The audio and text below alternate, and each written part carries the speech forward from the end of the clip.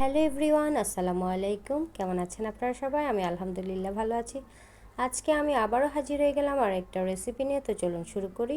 এখানে আমি একটা মুরগির ব্রেস্ট পিস নিয়ে কিমা করে নিয়েছি। এখন এখানে আমি দিয়ে দিচ্ছি 1 চামচ রসুন বাটা, 1 চামচ আদা বাটা, হাফ চামচ জিরা এবং ধনিয়ার গুঁড়ো, দিয়ে দিচ্ছি আমি 1 চামচ পরিমাণ সয়া সস, দিয়ে দিব আমি স্বাদ মতো লবণ।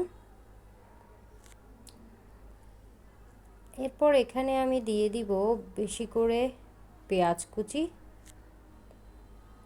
এরপর দিয়ে দিব ধনে পাতা, কাঁচামরিচ কুচি এবং 4 পিস পাউরুটি দিয়ে দিব আমি। দিয়ে দিব গোলমরিচের গুঁড়ো হাফ চা চামচ,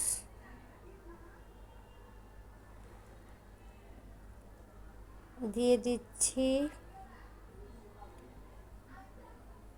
একটা ম্যাগি মশলা, দিয়ে দিচ্ছি হাফ চামচ থেকেও কম একটু লাল মরিচের গুঁড়ো, দিয়ে দিচ্ছি 2 চামচ পরিমাণ টমেটো সস।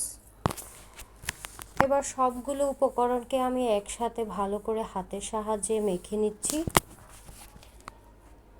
আজকে আমি বানিয়ে দেখাবো আপনাদেরকে চিকেন চপ।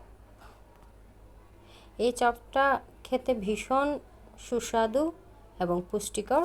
এখন আমি এখানে দিয়ে দিচ্ছি সামান্য সয়াবিন তেল, দিয়ে ভালো করে মেখে নিচ্ছি। এবার আমি এই কিমা থেকে একটু একটু করে নিয়ে গোল বল করে চপ আকৃতি দিয়ে নিচ্ছি। একটা একটা করে এভাবে আমি সবগুলো বানিয়ে নিব। এই চপটা আপনারা ডিপ ফ্রিজে রেখে দীর্ঘদিন সংরক্ষণ করে রাখতে পারবেন। এটা আপনারা বাচ্চাদের টিফিনেও দিতে পারেন, আবার বিকেলের নাস্তায় ঝটপট বের করে খেতে পারেন।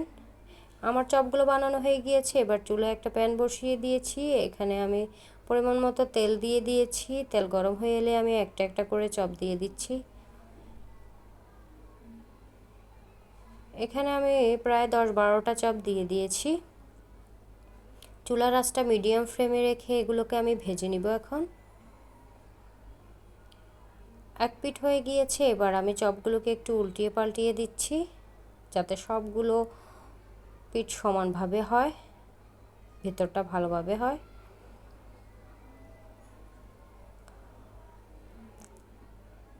আমার চিকেন চপটা প্রায় হয়ে এসেছে। আমার রেসিপিগুলো যদি আপনাদের ভালো লাগে অবশ্যই আপনারা আমার পাশে থাকবেন। সবাই ভালো থাকবেন। ধন্যবাদ।